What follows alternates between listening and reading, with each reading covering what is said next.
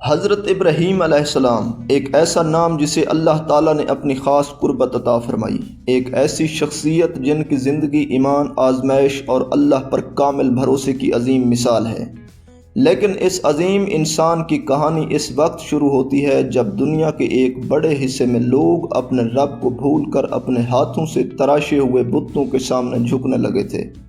حضرت ابراہیم علیہ السلام ایسے ماحول میں پیدا ہوئے جہاں شرک صرف ایک عقیدہ نہیں بلکہ پوری معاشرت کا حصہ بن چکا تھا۔ لوگ اپنے آباء و اجداد کے طریقوں کو مضبوطی سے پکڑے ہوئے تھے اور کوئی یہ سوچنے کو تیار نہیں تھا کہ جن کے سامنے وہ جھکتے ہیں کیا وہ حقیقت میں کسی اختیار کے مالک بھی ہیں۔ السلام علیکم، آپ دیکھ رہے ہیں انفو ود محسن، جہاں قرآن کریم کی روشنی میں اسلامی واقعات، مستند تاریخی معلومات اور سبق آموز کہانیاں تحقیق کے ساتھ آپ تک پہنچاتے ہیں۔ اگر آپ کو ہماری ویڈیوز اچھی لگتی ہیں تو مزید ایسی معلوماتی ویڈیوز کے لیے ہمارے چینل کو سبسکرائب کر لیجیے۔ اس زمانے میں دجلہ اور فرات کے درمیان پھیلی ہوئی سرزمین پر ایک ایسی تہذیب آباد تھی۔ یہ وہ علاقہ تھا جہاں شہر ترقی کر رہے تھے، تجارت عروج پر تھی، لیکن اسی ترقی کے ساتھ بہت سے لوگ اپنے خالق کو بھول کر مخلوق کے سامنے جھکنے لگے تھے۔ اسی ماحول میں اللہ تعالیٰ نے حضرت ابراہیم علیہ السلام کو منتخب فرمایا، جن کی زندگی کا اصل مقصد لوگوں کو یہ یاد دلانا تھا کہ عبادت، بندگی اور امید کا اصل تعلق صرف ایک اللہ کے ساتھ ہے، لیکن ایک ایسے معاشرے میں جہاں بتوں کو عزت دی جاتی تھی اور پرانے رسم و رواج کو سچ سمجھا جاتا تھا، وہاں ایک انسان کے دل میں حق کی پہچان کیسے پیدا ہوئی؟ وہ کون سی حقیقت تھی جس نے ابراہیم علیہ السلام کو اپنی قوم کے عقیدوں پر غور کرنے پر مجبور کیا؟ وہ کون سا سفر تھا جس نے ایک انسان کو اللہ کے خلیل کا مقام عطا کر دیا؟ انسان کے اندر حق کو تلاش کرنے کی صلاحیت اللہ تعالیٰ کی عطا کردہ فطرت کا حصہ ہے۔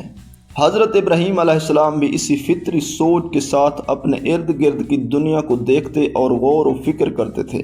جب ان کی قوم ستاروں، چاند اور سورج جیسی عظیم نشانیوں کو دیکھ کر انہیں عظمت کا مقام دینے لگتی تھیں تو ابراہیم علیہ السلام اس بات پر غور کرتے کہ کیا یہ چیزیں جو خود اللہ کے بنائے ہوئے نظام کے تابع ہیں انسان کی عبادت کے لائق ہو سکتی ہیں؟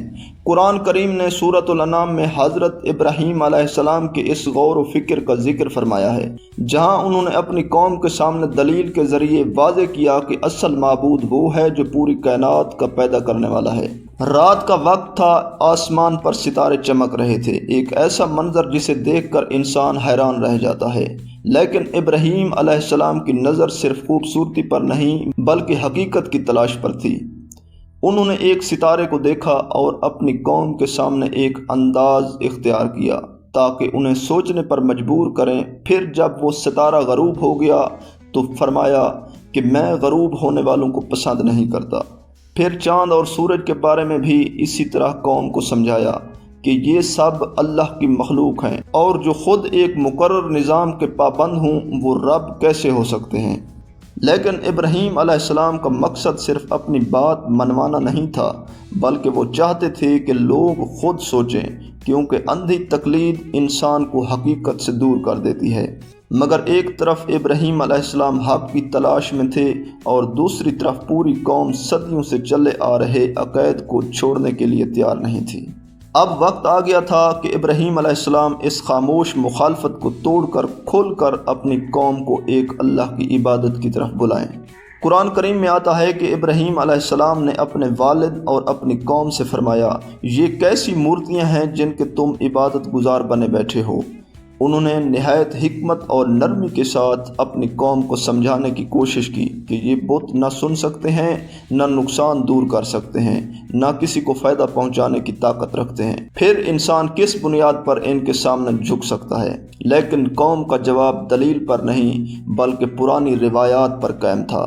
انہوں نے کہا کہ ہم نے اپنے آباء و اجداد کو اسی طریقے پر پایا ہے۔ یہ وہ مقام تھا جہاں ابراہیم علیہ السلام نے ایک بہت بڑی حقیقت واضح کی کہ حق کی پہچان صرف اس لیے نہیں ہوتی کہ کوئی راستہ پرانا ہے بلکہ حق وہ ہے جس کی بنیاد اللہ کی ہدایت پر ہو۔ حضرت ابراہیم علیہ السلام نے اپنی قوم کو بار بار غور کرنے کی دعوت دی، لیکن جن دلوں پر صدیوں کی رسمیں چھائی ہوئی تھیں ان کے لیے ایک نوجوان کی سچی بات قبول کرنا آسان نہ تھا۔ یہاں تک کہ معاملہ صرف قوم تک محدود نہ رہا بلکہ گھر کے اندر بھی آزمائش سامنے آ گئی۔ قرآن کریم میں حضرت ابراہیم علیہ السلام اور ان کے والد کے درمیان ہونے والی گفتگو کا ذکر موجود ہے، جہاں ابراہیم علیہ السلام نے اپنے والد کو بھی نرمی، ادب اور خیرخواہی کے ساتھ اللہ کی طرف بلایا۔ انہوں نے فرمایا کہ میرے پاس وہ علم آیا ہے جو آپ کے پاس نہیں آیا، لہذا میری پیروی کیجیے، میں آپ کو سیدھا راستہ دکھاؤں گا۔ لیکن جب حق کی دعوت سامنے آتی ہے تو ہر شخص اسے قبول نہیں کرتا۔ کچھ لوگ دلیل سن کر بھی اپنی پرانی سوچ سے جڑے رہتے ہیں، اور ابراہیم علیہ السلام کے لیے بھی آزمائشیں آسان نہیں تھیں، کیونکہ جس راستے پر وہ چل رہے تھے وہ انہیں صرف لوگوں کی مخالفت تک نہیں بلکہ ایک بہت بڑے امتحان کی طرف لے جا رہا تھا۔ مگر ایک طرف ابراہیم علیہ السلام حق کی تلاش میں تھے اور دوسری طرف پوری قوم صدیوں سے چلے آ رہے عقائد کو چھوڑنے کے لیے تیار نہیں تھی۔ اس ماحول میں ابراہیم علیہ السلام نے سب سے پہلے اپنے قریب ترین لوگوں کو سمجھانے کی کوشش کی، کیونکہ اصلاح کی دعوت کا آغاز اکثر اپنے گھر اور اپنے لوگوں سے ہی ہوتا ہے۔ قرآن کریم میں حضرت ابراہیم علیہ السلام اور ان کے والد آزر کے درمیان ہونے والی گفتگو کا ذکر موجود ہے۔ آزر اس معاشرے کا ایک فرد تھا جہاں بتوں کو بنایا بھی جاتا تھا اور ان کی عبادت بھی کی جاتی تھی۔ مفسرین نے بیان کیا ہے کہ آزر بت تراشی سے وابستہ تھا، اس لیے حضرت ابراہیم علیہ السلام کی دعوت کا سامنا سب سے پہلے اپنے ہی گھر کے ماحول سے ہوا۔ ابراہیم علیہ السلام نے اپنے والد سے نہایت ادب کے ساتھ فرمایا، اے میرے والد، آپ ان چیزوں کی عبادت کیوں کرتے ہیں جو نہ سن سکتی ہیں، نہ دیکھ سکتی ہیں اور نہ آپ کے کسی کام آ سکتی ہیں؟ حضرت ابراہیم علیہ السلام اپنے والد کو عزت کے ساتھ سمجھاتے رہے کہ اصل عزت اس میں نہیں کہ انسان اپنے آباء و اجداد کے طریقے پر قائم رہے، بلکہ اصل کامیابی یہ ہے کہ انسان اپنے خالق کو پہچانے۔ لیکن آزر نے اس دعوت کو قبول نہ کیا اور اپنی پرانی سوچ پر قائم رہا۔ قرآن کریم میں اس گفتگو کا ذکر موجود ہے جہاں ایک طرف ایک بیٹے کی خیرخواہی تھی اور دوسری طرف ایک ایسے عقیدے سے وابستگی تھی جسے چھوڑنا اس کے لیے مشکل تھا۔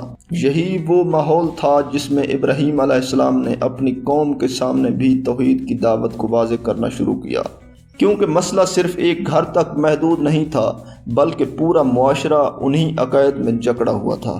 حضرت ابراہیم علیہ السلام جانتے تھے کہ لوگوں کے دلوں میں صدیوں سے بیٹھے ہوئے عقائد کو بدلنا آسان نہیں ہوگا، لیکن اللہ تعالیٰ کی طرف سے بلانے والوں کا راستہ ہمیشہ حکمت، صبر اور ثابت قدمی کا راستہ رہا ہے۔ انہوں نے اپنی قوم کو سمجھایا کہ جن بتوں کے سامنے وہ جھکتے ہیں وہ نہ سن سکتے ہیں، نہ کسی کی مدد کر سکتے ہیں اور نہ ہی کسی نقصان کو دور کرنے کی طاقت رکھتے ہیں۔ لیکن قوم کے لیے سب سے بڑی مشکل یہ تھی کہ وہ اپنے آباء و اجداد کے طریقے سے ہٹنا نہیں چاہتی تھی۔ ان کے نزدیک پرانا طریقہ ہی دلیل تھا، جبکہ ابراہیم علیہ السلام انہیں اس حقیقت کی طرف بلاتے تھے کہ اصل دلیل اللہ کی طرف سے آنے والی ہدایت ہے۔ اسی دوران ابراہیم علیہ السلام کی دعوت ایک ایسے شخص تک بھی پہنچی جو صرف ایک عام انسان نہیں تھا بلکہ اس زمانے کی بڑی طاقتوں میں سے ایک حکمران تھا۔ یہ شخص نمرود کے نام سے مشہور ہے۔ نمرود کے بارے میں قرآن کریم نے سورۃ البقرہ میں اس واقعے کا ذکر فرمایا ہے۔ جب اس نے حضرت ابراہیم علیہ السلام سے ان کے رب کے بارے میں بحث کی، مفسرین نے بیان کیا ہے کہ وہ بابل کے علاقے کا ایک طاقتور بادشاہ تھا جسے اپنی حکومت، اختیار اور اقتدار پر بہت غرور تھا۔ اس دور میں بادشاہ صرف سیاسی حکمران نہیں ہوتے تھے بلکہ بعض لوگ اپنی طاقت کی وجہ سے اپنے لیے ایسی حیثیت کا دعویٰ کرنے لگتے تھے جو اللہ تعالیٰ کے اختیار کے مقابلے میں تھی۔ نمرود بھی اسی غرور میں مبتلا تھا۔ اسے اپنی سلطنت، اپنی فوج اور اپنے اختیار پر اتنا اعتماد تھا کہ وہ اللہ کی قدرت کے مقابلے میں بحث کرنے لگا۔ لیکن ابراہیم علیہ السلام کے پاس نہ کوئی لشکر تھا، نہ کوئی دنیاوی طاقت۔ ان کے پاس صرف اللہ کی طرف سے عطا کردہ یقین اور حق کی دلیل تھی۔ قرآن کریم میں آتا ہے کہ جب ابراہیم علیہ السلام نے فرمایا کہ میرا رب وہ ہے جو زندگی دیتا ہے اور موت دیتا ہے، تو اس شخص نے جواب دیا کہ میں زندگی بھی دیتا ہوں اور موت بھی دیتا ہوں۔ مفسرین نے اس کی وضاحت میں ایک واقعہ بیان کیا ہے کہ اس شخص نے اپنی طاقت کا اظہار کرنے کے لیے 2 ایسے قیدی منگوائے جن کے بارے میں اس کا فیصلہ موت کا تھا۔ پھر اس نے ایک کو قتل کر دیا اور دوسرے کو چھوڑ دیا اور کہنے لگا کہ دیکھو میں جسے چاہوں زندگی دے سکتا ہوں اور جسے چاہوں موت دے سکتا ہوں، لیکن یہ دراصل زندگی اور موت دینے کا اختیار نہیں تھا بلکہ صرف سزا کے فیصلے میں تبدیلی تھی۔ حقیقی زندگی عطا کرنا اور موت کا وقت مقرر کرنا صرف اللہ تعالیٰ کے اختیار میں ہے۔ ابراہیم علیہ السلام نے اس کی بات کا جواب ایک ایسی دلیل سے دیا جس کے سامنے اس کا غرور خاموش ہو گیا۔ انہوں نے فرمایا بے شک اللہ سورج کو مشرق سے نکالتا ہے، بس تم اسے مغرب سے نکال دو اگر تم سچے ہو۔ یہ دلیل ایسی حقیقت پر مبنی تھی جس سے انکار ممکن نہ تھا۔ سورج کا طلوع ہونا، کائنات کا نظام اور ہر چیز کا مقرر طریقے پر چلنا اس بات کی گواہی دے رہا تھا کہ اصل اختیار صرف اس ذات کے پاس ہے جس نے یہ سب پیدا کیا ہے۔ قرآن کریم بتاتا ہے کہ اس کے بعد وہ شخص حیران رہ گیا اور جواب نہ دے سکا، کیونکہ ظلم اور غرور کی بنیاد پر کھڑی ہوئی طاقت حق کی ایک واضح دلیل کے سامنے بے بس ہو گئی۔ لیکن ابراہیم علیہ السلام کی دعوت کا مقصد کسی بحث میں کامیابی حاصل کرنا نہیں تھا، بلکہ لوگوں کو اس حقیقت کی طرف بلانا تھا کہ اصل بادشاہت اور اختیار صرف اللہ تعالیٰ کے پاس ہے۔ نمرود کے ساتھ یہ گفتگو ختم ہو گئی، لیکن ابراہیم علیہ السلام کا مقابلہ ابھی ختم نہیں ہوا تھا، کیونکہ مسئلہ صرف ایک حکمران کا نہیں تھا بلکہ پورا معاشرہ انہی بتوں اور رسموں سے جڑا ہوا تھا جنہیں وہ نسلوں سے سچ سمجھتے آ رہے تھے۔ ابراہیم علیہ السلام اپنی قوم کو مسلسل سمجھاتے رہے کہ جن بتوں کو تم معبود سمجھتے ہو وہ تمہاری بات سن نہیں سکتے، نہ تمہاری مدد کر سکتے ہیں اور نہ ہی تمہیں کسی نقصان سے بچا سکتے ہیں۔ لیکن جب دلیلیں کمزور پڑ جاتی ہیں تو اکثر لوگ سوچنے کی بجائے طاقت کا سہارا لیتے ہیں۔ قوم نے بھی ابراہیم علیہ السلام کی بات قبول کرنے کی بجائے مخالفت کا راستہ اختیار کیا، کیونکہ ان کے لیے اپنے بزرگوں کے طریقوں کو چھوڑنا بہت مشکل تھا۔ یہاں ابراہیم علیہ السلام نے ایک ایسا قدم اٹھایا جس نے پوری قوم کو سوچنے پر مجبور کر دیا۔ ایک موقع پر جب قوم اپنے ایک تہوار کے لیے شہر سے باہر گئی تو ابراہیم علیہ السلام کو موقع ملا کہ وہ ان کے بتوں کی حقیقت اپنی قوم کے سامنے واضح کریں جنہیں وہ اللہ کے سوا معبود بنا کر بیٹھے تھے۔ قرآن کریم میں اس واقعے کا ذکر موجود ہے کہ ابراہیم علیہ السلام نے ان بتوں کے پاس جا کر انہیں توڑ دیا، سوائے ایک بڑے بت کے، تاکہ قوم سے سوال کیا جا سکے کہ اگر یہ واقعی طاقت رکھتے ہیں تو اپنے ساتھیوں کے ساتھ ہونے والے معاملے کے بارے میں بتائیں۔ جب لوگ واپس آئے اور انہوں نے اپنے معبودوں کو اس حالت میں دیکھا تو وہ حیران اور غصے میں آ گئے۔ انہوں نے پوچھا کہ ہمارے معبودوں کے ساتھ یہ کام کس نے کیا ہے؟ لوگوں نے بتایا ایک نوجوان کا ذکر سنا جاتا ہے جو ان بتوں کے بارے میں باتیں کرتا تھا۔ چنانچہ ابراہیم علیہ السلام کو سب کے سامنے لایا گیا۔ ابراہیم علیہ السلام نے ان سے فرمایا کہ تم اپنے معبودوں سے پوچھ لو اگر یہ بول سکتے ہیں۔ یہ بات دراصل قوم کو سوچنے پر مجبور کرنے کے لیے تھی، کیونکہ وہ جانتے تھے کہ یہ بت نہ بول سکتے ہیں، نہ دفاع کر سکتے ہیں، نہ کسی کو فائدہ یا نقصان پہنچا سکتے ہیں۔ لیکن حقیقت کو مان لینے کی بجائے قوم نے اپنی ضد قائم رکھی۔ انہوں نے سوچنے کی بجائے اپنی پرانی روش کا دفاع کیا، کیونکہ جب انسان کسی عقیدے سے بغیر دلیل کے جڑ جائے تو کبھی کبھی واضح حقیقت بھی اسے نظر نہیں آتی۔ اسی واقعے کے بعد ابراہیم علیہ السلام کے خلاف غصہ مزید بڑھ گیا اور قوم نے فیصلہ کیا کہ اب اس شخص کو ایسی سزا دی جائے جو دوسروں کے لیے بھی عبرت بن جائے۔ ابراہیم علیہ السلام کی دعوت صرف لوگوں کے عقائد کو چیلنج نہیں کر رہی تھی، بلکہ ان لوگوں کے مفادات کو بھی متاثر کر رہی تھی جو اس نظام سے فائدہ اٹھا رہے تھے۔ بتوں کی عزت، ان کے گرد قائم رسمیں اور لوگوں کا خوف، سب کچھ ایک ایسے شخص کی باتوں سے متاثر ہو رہا تھا جو صرف ایک اللہ کی عبادت کی دعوت دے رہا تھا۔ اس معاملے میں اس وقت کے حکمران نمرود کا بھی ذکر آتا ہے۔ نمرود وہی بادشاہ تھا جس کا ذکر قرآن کریم نے سورۃ البقرہ میں حضرت ابراہیم علیہ السلام کے ساتھ ہونے والی گفتگو کے حوالے سے کیا ہے۔ وہ اپنی طاقت، حکومت اور اختیار پر بہت غرور کرتا تھا۔ مفسرین کے مطابق نمرود بابل کے علاقے کا ایک طاقتور حکمران تھا۔ اس کے پاس اقتدار تھا اور لوگ اس کی بات مانتے تھے، لیکن ابراہیم علیہ السلام کی دعوت نے اس کے غرور کو بھی چیلنج کر دیا تھا، کیونکہ ابراہیم علیہ السلام لوگوں کو یہ بتا رہے تھے کہ اصل بادشاہت اور اختیار صرف اللہ تعالیٰ کے پاس ہے۔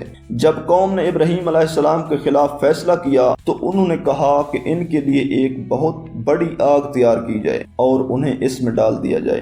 قرآن کریم میں اس واقعے کا ذکر موجود ہے کہ قوم نے ابراہیم علیہ السلام کے خلاف یہ فیصلہ کیا، لیکن اللہ تعالیٰ نے اپنے بندے کی حفاظت فرمائی۔ مفسرین نے بیان کیا ہے کہ قوم نے بہت بڑی آگ تیار کی، یہاں تک کہ کئی دن تک اس کے لیے ایندھن جمع کیا جاتا رہا۔ بعض تاریخی روایات میں اس آگ کی شدت اور تباہی کے بارے میں مختلف تفصیلات ملتی ہیں، لیکن قرآن کریم ہمیں اصل حقیقت بتاتا ہے کہ اللہ کے حکم کے بغیر کوئی چیز کسی کو نقصان نہیں پہنچا سکتی۔ جب ابراہیم علیہ السلام کو آگ میں ڈالنے کا وقت آیا تو وہ اپنے رب پر مکمل بھروسے کے ساتھ کھڑے تھے۔ ان کے پاس نہ کوئی لشکر تھا، نہ کوئی ایسا ذریعہ جس سے وہ دنیاوی طاقت کا مقابلہ کر سکتے، لیکن ان کے دل میں اللہ تعالیٰ کی مدد کا یقین تھا۔ بعض روایات میں آتا ہے کہ حضرت جبرائیل علیہ السلام اس موقع پر حاضر ہوئے اور پوچھا کہ کیا آپ کو کسی مدد کی ضرورت ہے؟ تو ابراہیم علیہ السلام نے اللہ تعالیٰ پر توکل کا اظہار فرمایا۔ اگرچہ اس واقعے کی تفصیلات صحیح احادیث میں اس انداز سے ثابت نہیں، لیکن یہ بات واضح ہے کہ اللہ تعالیٰ نے اپنے نبی کی حفاظت فرمائی۔ جب ابراہیم علیہ السلام کو آگ میں ڈالا گیا تو بظاہر ہر سبب نقصان کی طرف لے جا رہا تھا۔ آگ کا کام جلانا تھا، لیکن اللہ تعالیٰ نے اسی آگ کو حکم دیا، اے آگ ابراہیم پر ٹھنڈی اور سلامتی والی ہو جا۔ یہ اللہ تعالیٰ کی قدرت کی ایک ایسی نشانی تھی کہ جس چیز کو انسان تباہی کا ذریعہ سمجھ رہے تھے، وہی چیز اللہ کے حکم سے حفاظت کا ذریعہ بن گئی۔ جب آگ کا امتحان ختم ہوا تو اللہ تعالیٰ کے حکم سے ابراہیم علیہ السلام اس سے محفوظ باہر نکل آئے۔ قوم جس انجام کی توقع کر رہی تھی وہ اس کے بالکل برعکس تھا۔ وہ لوگ جنہوں نے ایک آگ کو اپنی طاقت کا نشان سمجھا تھا، انہوں نے دیکھ لیا کہ آگ بھی اللہ تعالیٰ کے حکم کے بغیر کچھ نہیں کر سکتی۔ یہ واقعہ صرف ایک معجزہ نہیں تھا، بلکہ ابراہیم علیہ السلام کی دعوت کو مزید مضبوط کرنے والی نشانی تھا کہ جس شخص کا تعلق اللہ سے جڑ جائے، دنیا کی بڑی سے بڑی طاقت بھی اسے نقصان نہیں پہنچا سکتی۔ اس واقعے کے بعد بھی ابراہیم علیہ السلام نے اپنی قوم کو اللہ کی طرف بلانے کا سلسلہ جاری رکھا، لیکن جب ایک قوم بار بار حق کو رد کرے اور اپنی ضد پر قائم رہے تو اللہ کے بندے ہدایت کے ساتھ ساتھ ایک نئے مرحلے کی طرف بڑھتے ہیں۔ ابراہیم علیہ السلام نے محسوس کیا کہ اس سرزمین میں ان کی دعوت کو قبول کرنے والے کم ہیں اور مخالفت بڑھتی جا رہی ہے، چنانچہ اللہ تعالیٰ کے حکم سے انہوں نے اس جگہ کو چھوڑنے کا ارادہ فرمایا جہاں لوگ حق کی آواز سننے کے باوجود اسے قبول کرنے کے لیے تیار نہ تھے۔ قرآن کریم میں حضرت ابراہیم علیہ السلام کی ہجرت کا ذکر موجود ہے۔ اللہ تعالیٰ نے فرمایا، اور ابراہیم نے کہا میں اپنے رب کی طرف ہجرت کرنے والا ہوں، بے شک وہی زبردست حکمت والا ہے۔ یہ ہجرت صرف ایک جگہ سے دوسری جگہ منتقل ہونا نہیں تھا، بلکہ اللہ کے حکم پر مکمل بھروسے کے ساتھ ایک نئے سفر کا آغاز تھا۔ اسی سفر میں حضرت ابراہیم علیہ السلام کے ساتھ ان کی اہلیہ حضرت سارہ رضی اللہ تعالیٰ عنہ بھی تھیں۔ حضرت سارہ رضی اللہ عنہ وہ عظیم خاتون تھیں جنہوں نے حضرت ابراہیم علیہ السلام کی زندگی کے مشکل ترین مراحل میں ان کا ساتھ دیا۔ اللہ تعالیٰ نے حضرت ابراہیم علیہ السلام کی زندگی کو مختلف آزمائشوں سے گزارا اور ہر آزمائش کے بعد ان کے مقام کو مزید بلند فرمایا۔ ہجرت کے بعد ان کی زندگی ایک نئے مرحلے میں داخل ہوئی جہاں اللہ تعالیٰ نے انہیں مزید ذمہ داریاں عطا فرمائیں اور آنے والی نسلوں کے لیے ایک عظیم مثال بنا دیا۔ نمرود جس نے اپنی طاقت اور حکومت کے غرور میں حضرت ابراہیم علیہ السلام کے ساتھ بحث کی تھی، وقت کے ساتھ وہ بھی اللہ تعالیٰ کے اختیار سے باہر نہ رہ سکا۔ وہ شخص جو اپنی بادشاہت پر فخر کرتا تھا، جس نے اللہ کی قدرت کے مقابلے میں اپنی طاقت کا دعویٰ کیا تھا، آخر کار اسے بھی اس حقیقت کا سامنا کرنا پڑا کہ انسان کتنا ہی طاقتور کیوں نہ ہو، اللہ کے حکم کے بغیر کچھ اختیار نہیں رکھتا۔ نمرود کے انجام کے بارے میں قرآن کریم نے تفصیل بیان نہیں کی، البتہ بعض تفسیری روایات اور تاریخی روایات میں ذکر ملتا ہے کہ اللہ تعالیٰ نے ایک معمولی سی مخلوق یعنی مچھر کے ذریعے اس کے غرور کو ختم کر دیا۔ روایات میں آتا ہے کہ مچھروں کا لشکر آیا اور ایک مچھر اس کے جسم میں داخل ہوا، جس کی تکلیف بڑھتی گئی یہاں تک کہ وہ شدید عذاب میں مبتلا ہو گیا۔ یہ روایات ہمیں اس حقیقت کی یاد دلاتی ہے کہ اللہ تعالیٰ جسے چاہے جس ذریعے سے چاہے اپنی قدرت کا نشان بنا سکتا ہے۔ بڑی سے بڑی سلطنت بھی اللہ کے فیصلے کے سامنے بے بس ہوتی ہے۔ حضرت ابراہیم علیہ السلام کی پوری زندگی آزمائشوں سے بھری ہوئی تھی، لیکن ہر آزمائش کے بعد اللہ تعالیٰ نے انہیں ایک بلند مقام عطا فرمایا۔ قرآن کریم میں ہے کہ اللہ تعالیٰ نے حضرت ابراہیم علیہ السلام کے مقام کا ذکر کرتے ہوئے فرمایا کہ جب ان کے رب نے انہیں چند باتوں میں آزمایا اور انہوں نے انہیں پورا کر دکھایا تو اللہ تعالیٰ نے فرمایا میں تمہیں لوگوں کا امام بنانے والا ہوں۔ یہ مقام صرف نسب یا طاقت کی وجہ سے نہیں ملا، بلکہ اللہ تعالیٰ کے احکامات کے سامنے مکمل فرما برداری، صبر اور قربانی کی وجہ سے ملا۔ ہجرت کے بعد حضرت ابراہیم علیہ السلام کی زندگی میں کئی ایسے واقعات پیش آئے جنہوں نے پوری انسانیت کے لیے ایمان، توکل اور اللہ تعالیٰ پر یقین کی مثال قائم کر دی۔ اس دور میں ان کے ساتھ حضرت سارہ رضی اللہ تعالیٰ عنہ بھی تھیں، جنہوں نے اس سفر میں ان کا ساتھ دیا۔ حضرت سارہ رضی اللہ تعالیٰ عنہ کا ذکر بھی حضرت ابراہیم علیہ السلام کی زندگی کے اہم واقعات میں آتا ہے، کیونکہ وہ ان مشکل مراحل کی ساتھی تھیں جن میں اللہ تعالیٰ نے اپنے خلیل کو آزمایا۔ وقت گزرتا گیا اور اللہ تعالیٰ نے حضرت ابراہیم علیہ السلام کو ایسی نعمتوں سے نوازا جن کا تعلق صرف ان کی ذات تک محدود نہیں تھا بلکہ آنے والی نسلوں کے لیے ہدایت کا ذریعہ بن گیا۔ حضرت ابراہیم علیہ السلام کی زندگی کا ایک پہلو یہ بھی ہے کہ اللہ تعالیٰ نے انہیں بار بار آزمائشوں سے گزارا۔ کبھی قوم کی مخالفت سامنے آئی، کبھی وطن چھوڑنے کا مرحلہ آیا اور کبھی ایسے حالات آئے جن میں صرف اللہ پر یقین ہی سہارا تھا۔ اسی دوران اللہ تعالیٰ نے حضرت ابراہیم علیہ السلام اور حضرت سارہ رضی اللہ عنہ کو ایک عظیم خوشخبری عطا فرمائی۔ قرآن کریم میں آتا ہے کہ فرشتے حضرت ابراہیم علیہ السلام کے پاس آئے اور انہیں ایک بیٹے کی خوشخبری دی۔ سورہ ہود میں اس واقعے کا ذکر موجود ہے کہ فرشتوں نے حضرت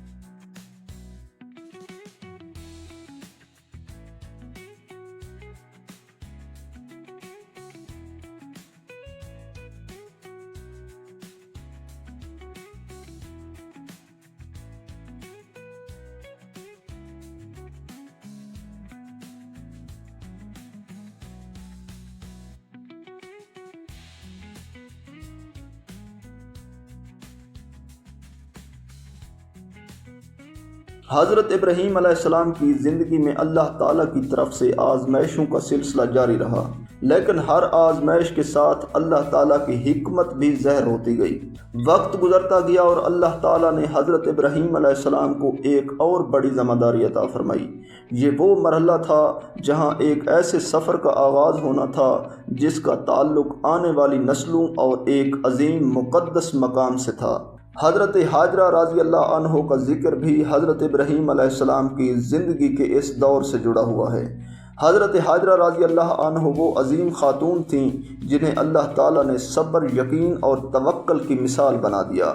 جب اللہ تعالیٰ کے حکم سے حضرت ابراہیم علیہ السلام حضرت حاجرہ رضی اللہ عنہ اور ان کے شیر خوار بیٹے حضرت اسماعیل علیہ السلام کو ایک ایسی وادی میں لے کر گئے جہاں اس وقت نہ کوئی آبادی تھی نہ پانی کا کوئی ظاہری ذریعہ، یہ وادی بعد میں مکہ مکرمہ کے نام سے مشہور ہوئی۔ حضرت ابراہیم علیہ السلام کے لیے یہ ایک بہت بڑی آزمائش تھی، کیونکہ ایک طرف اللہ کا حکم تھا اور دوسری طرف ایک چھوٹا سا بچہ اور اس کی والدہ تھیں جنہیں ایک غیر آباد جگہ پر چھوڑنا تھا۔ لیکن حضرت ابراہیم علیہ السلام جانتے تھے کہ جس رب نے انہیں ہر مشکل میں سنبھالا ہے وہ اس معاملے میں بھی اپنے رحمت کے دروازے کھولے گا۔ قرآن کریم میں حضرت ابراہیم علیہ السلام کی دعا کا ذکر موجود ہے، اے ہمارے رب، میں نے اپنی اولاد میں سے بعض کو تیرے محترم گھر کے پاس ایک بے آب و گیاہ وادی میں بسایا ہے۔ یہ دعا اس بات کی گواہی دیتی ہے کہ حضرت ابراہیم علیہ السلام کا یہ قدم کسی دنیاوی منصوبے کے تحت نہیں تھا، بلکہ اللہ تعالیٰ کے حکم اور اس پر کامل بھروسے کے ساتھ تھا۔ جب حضرت حاجرہ رضی اللہ تعالیٰ عنہ نے دیکھا کہ حضرت ابراہیم علیہ السلام واپس جا رہے ہیں تو انہوں نے پوچھا کہ کیا اللہ تعالیٰ نے آپ کو ایسا کرنے کا حکم دیا ہے؟ جب انہیں معلوم ہوا کہ یہ اللہ کا حکم ہے تو انہوں نے فرمایا کہ پھر ہمیں اللہ تنہا نہیں کرے گا۔ یہ الفاظ حضرت حاجرہ رضی اللہ عنہ کے مضبوط ایمان اور اللہ پر یقین کو ظاہر کرتے ہیں۔ اب حضرت حاجرہ رضی اللہ عنہ اپنے ننھے بیٹے حضرت اسماعیل علیہ السلام کے ساتھ اس وادی میں موجود تھیں، جہاں اس وقت دور دور تک کوئی آبادی نہیں تھی۔ چند دن گزر گئے اور حضرت اسماعیل علیہ السلام کے لیے پانی کی ضرورت پیش آئی۔ جب پانی ختم ہو گیا تو ایک ماں کی فطری پریشانی سامنے آئی، لیکن حضرت حاجرہ رضی اللہ عنہ نے مایوسی اختیار نہیں کی بلکہ اللہ تعالیٰ کی مدد کی تلاش میں کوشش شروع کر دی۔ صحیح احادیث میں آتا ہے کہ حضرت حاجرہ رضی اللہ عنہ پانی کی تلاش میں صفا اور مروہ کے درمیان گئیں۔ وہ ایک بلند جگہ پر چڑھیں تاکہ کوئی قافلہ یا انسان نظر آ جائے، پھر دوسری طرف جاتیں کہ شاید کہیں سے کوئی مدد مل جائے۔ یہ عمل انہوں نے کئی مرتبہ کیا۔ اس جدوجہد کی یاد آج بھی حج اور عمرہ کرنے والے صفا اور مروہ کے درمیان سعی کی صورت میں ادا کرتے ہیں۔ پھر اللہ تعالیٰ نے اپنی رحمت کا ایسا انتظام فرمایا جس کا کسی انسان کو اندازہ نہیں تھا۔ حضرت اسماعیل علیہ السلام کے قریب سے پانی کا چشمہ جاری ہوا جسے آج ہم زمزم کے نام سے جانتے ہیں۔ جب حضرت حاجرہ رضی اللہ تعالیٰ عنہ نے پانی دیکھا تو انہوں نے اسے محفوظ کرنے کی کوشش کی تاکہ یہ پانی ضائع نہ ہو۔ یہ وہ نعمت تھی جس نے اس وادی میں زندگی کی بنیاد رکھ دی۔ بعد میں اس پانی کی وجہ سے لوگ اس جگہ کی طرف متوجہ ہونے لگے اور آہستہ آہستہ وہ سنسان وادی ایک آباد مقام بننے لگی۔ اللہ تعالیٰ کی حکمت یہ تھی کہ جہاں بظاہر کچھ بھی موجود نہ تھا وہیں سے ایک ایسی بستی کا آغاز ہونا تھا جو پوری دنیا کے مسلمانوں کے دلوں کا مرکز بننے والی تھی۔ وقت گزرتا گیا اور اسی وادی میں حضرت اسماعیل علیہ السلام کی پرورش ہونے لگی۔ حضرت حاجرہ رضی اللہ تعالیٰ عنہ نے جس صبر، یقین اور اللہ پر بھروسے کے ساتھ اس مشکل وقت کا سامنا کیا تھا، اللہ تعالیٰ نے اسی کو آنے والی نسلوں کے لیے ایک مثال بنا دیا۔ حضرت اسماعیل علیہ السلام آہستہ آہستہ بڑے ہونے لگے اور اپنے والد حضرت ابراہیم علیہ السلام کے ساتھ زندگی کے معاملات کو سمجھنے لگے۔ پھر وہ وقت آیا جب حضرت ابراہیم علیہ السلام کی زندگی میں ایک اور عظیم آزمائش پیش آئی۔ قرآن پاک میں اس واقعے کا ذکر موجود ہے کہ حضرت ابراہیم علیہ السلام نے خواب میں دیکھا کہ وہ اپنے بیٹے کو اللہ تعالیٰ کی راہ میں قربان کر رہے ہیں۔ جب حضرت ابراہیم علیہ السلام نے اپنے بیٹے حضرت اسماعیل علیہ السلام کے سامنے اس خواب کا ذکر کیا تو حضرت اسماعیل علیہ السلام نے اللہ تعالیٰ کے حکم کے سامنے فرما برداری کا اظہار کیا۔ قرآن کریم میں حضرت اسماعیل علیہ السلام کا جواب ذکر ہوا ہے، اے میرے والد، آپ کو جو حکم دیا گیا ہے وہ کر گزریے، انشاءاللہ آپ مجھے صبر کرنے والوں میں پائیں گے۔ یہ ایک ایسا امتحان تھا جس میں باپ کی محبت بھی تھی اور اللہ تعالیٰ کے حکم کی اطاعت بھی۔ حضرت ابراہیم علیہ السلام اور حضرت اسماعیل علیہ السلام دونوں نے اللہ تعالیٰ کے فیصلے کے سامنے خود کو پیش کر دیا۔ بعض تفسیری روایات میں آتا ہے کہ جب حضرت ابراہیم علیہ السلام اپنے بیٹے کو اللہ تعالیٰ کی حکم کے مطابق قربان کرنے کے لیے تیار ہوئے تو حضرت اسماعیل علیہ السلام نے بھی اپنے والد کا ساتھ دیا اور اللہ کے فیصلے کے سامنے صبر کا مظاہرہ کیا۔ حضرت ابراہیم علیہ السلام نے اپنے بیٹے کو زمین پر لٹایا اور اللہ تعالیٰ کے حکم کی تکمیل کے لیے تیار ہو گئے، اور وہ لمحہ ایک باپ کے لیے انتہائی آزمائش کا لمحہ تھا، لیکن حضرت ابراہیم علیہ السلام کے دل میں اپنے رب کی رضا سب سے بڑھ کر تھی۔ جب حضرت ابراہیم علیہ السلام اللہ کے حکم پر عمل کرنے کے لیے آگے بڑھے تو اللہ تعالیٰ کی طرف سے ندا آئی کہ اے ابراہیم، تم نے خواب کو سچا کر دکھایا، اللہ تعالیٰ نے حضرت ابراہیم علیہ السلام کی فرما برداری کو قبول فرمایا اور حضرت اسماعیل علیہ السلام کی جگہ ایک عظیم قربانی عطا فرمائی۔ بعض روایات میں آتا ہے کہ حضرت جبرائیل علیہ السلام اللہ تعالیٰ کے حکم سے ایک دمبا لے کر آئے، جسے حضرت ابراہیم علیہ السلام نے حضرت اسماعیل علیہ السلام کے بدلے قربان کیا۔ یوں وہ امتحان جس میں ایک باپ اپنے بیٹے کو اللہ کے حکم کے لیے پیش کر رہا تھا، اللہ تعالیٰ کی رحمت سے کامیابی اور قبولیت میں بدل گیا۔ یہ واقعہ رہتی دنیا تک اللہ تعالیٰ کی اطاعت، قربانی اور اس یقین کی مثال بن گیا کہ جو شخص اللہ کے حکم کے سامنے مکمل طور پر جھک جاتا ہے، اللہ تعالیٰ اس کے لیے آسانی کے راستے پیدا فرما دیتا ہے۔ حضرت ابراہیم علیہ السلام اور حضرت اسماعیل علیہ السلام کے اس عظیم امتحان کے بعد اللہ تعالیٰ نے انہیں ایک اور ذمہ داری عطا فرمائی۔ یہ وہ وقت تھا جب اللہ تعالیٰ کے حکم سے دونوں باپ بیٹے ایک ایسے کام کے لیے کھڑے ہوئے جس کا تعلق صرف ان کی زندگی سے نہیں بلکہ آنے والی نسلوں سے تھا۔ حضرت ابراہیم علیہ السلام اور حضرت اسماعیل علیہ السلام نے مل کر بیت اللہ کی تعمیر شروع کی۔ قرآن کریم میں اللہ تعالیٰ فرماتا ہے، اور جب ابراہیم اور اسماعیل اس گھر کی بنیادیں اٹھا رہے تھے تو دعا کرتے جاتے تھے، اے ہمارے رب، ہم سے یہ خدمت قبول فرما، بے شک تو ہی خوب سننے والا، خوب جاننے والا ہے۔ یہ وہی مقام تھا جہاں کبھی حضرت ہاجرہ رضی اللہ عنہ اپنے ننھے بچے کے ساتھ اللہ تعالیٰ پر بھروسہ کرتے ہوئے رہ گئی تھیں، اور اب اسی جگہ اللہ کا گھر تعمیر ہو رہا تھا۔ حضرت ابراہیم علیہ السلام اور حضرت اسماعیل علیہ السلام پتھر اٹھاتے جاتے اور اللہ تعالیٰ سے قبولیت کی دعا کرتے جاتے۔ یہ منظر ہمیں بتاتا ہے کہ اللہ کے نزدیک اصل قدر صرف عمل کی نہیں بلکہ اس عمل کے پیچھے موجود اخلاص اور فرما برداری کی بھی ہے۔ بیت اللہ کی تعمیر کے دوران دونوں عظیم نبی اللہ تعالیٰ سے دعا کرتے رہے کہ ان کی یہ خدمت قبول ہو اور ان کی نسلوں میں بھی اللہ کی عبادت قائم رہے۔ حضرت ابراہیم علیہ السلام کی زندگی کا ہر مرحلہ ایک نئی ذمہ داری لے کر آیا۔ کبھی انہوں نے توحید کے لیے اپنی قوم کا مقابلہ کیا، کبھی اللہ کے حکم پر وطن چھوڑا، کبھی اپنے بیٹے کی قربانی کے لیے تیار ہوئے، اور اب اللہ کے گھر کی تعمیر کی سعادت حاصل کر رہے تھے۔ اسی مقام سے حضرت ابراہیم علیہ السلام کی ایک اور ذمہ داری کا آغاز ہوا، اور وہ تھی لوگوں کو اللہ کے گھر کی طرف بلانا۔ یہ وہ مقام تھا جہاں ایک ایسی عبادت گاہ قائم ہو چکی تھی جو آنے والے زمانوں میں توحید کا مرکز بننے والی تھی۔